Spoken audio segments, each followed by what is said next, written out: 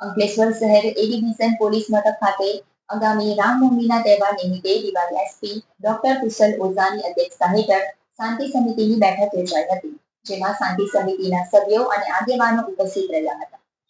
અંકલેશ્વર શહેરમાં આગામી રામનવમીનો તહેવાર શાંતિપૂર્ણ માહોલમાં ઉજવાય અને શહેરમાં કાયદો અને વ્યવસ્થા જળવાઈ રહે તેમજ સુરક્ષા સલામતી અને સતર્કતાના ભાગરૂપે શહેર એ ડિવિઝન પોલીસ મથક ખાતે ડીવાયએસપી ડોક્ટર કુશલ ઓઝાની અધ્યક્ષતા હેઠળ શાંતિ સમિતિની બેઠકનું આયોજન કરાયું હતું.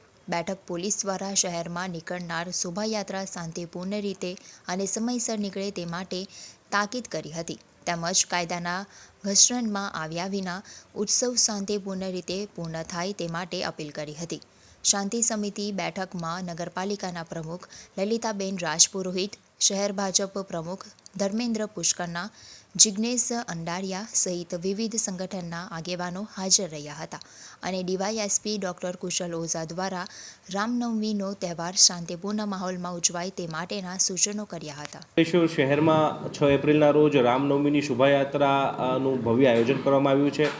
તો તે અનુસંધાને અંકલેશ્વર એ ડિવિઝન ખાતે આજે શાંતિ સમિતિની મિટિંગ તથા આયોજકો સાથેની મિટિંગનું આયોજન કરવામાં આવ્યું, જેમાં પોલીસની જે વ્યવસ્થા જે છે તે બાબતે ચર્ચા કરવામાં આવી. કાયદો વ્યવસ્થાની સ્થિતિને કઈ રીતે મેન્ટેન કરી શકાય, ટ્રાફિકની પણ સમસ્યા ન થાય તે માટે ચર્ચા કરવામાં આવી.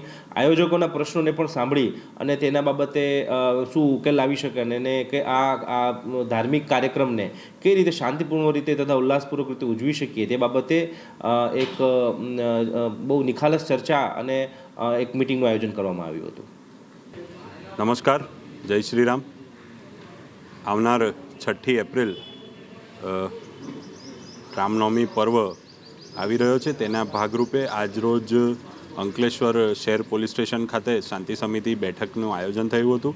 દર વર્ષની જેમ આ વર્ષે પણ જે શોભાયાત્રાઓ નીકળવાની છે કે જેમાં વિશ્વ હિન્દુ પરિષદ આયોજક છે, રામ ગ્રુપ આયોજક છે અને અન્ય નાના નાના ગ્રુપ્સ પણ આમાં જોડાય છે.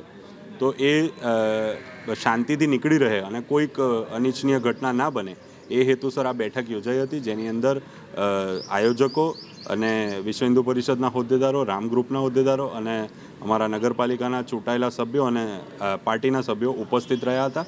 અને આ બેઠકમાં ડેપ્યુટી સાહેબ, ડીવાયએસપી સાહેબ સાથે બેસીને અમે શાંતિ સમિતિમાં ચર્ચા કરી હતી. અસ્તુ. જય જય ગરવી ગુજરાત.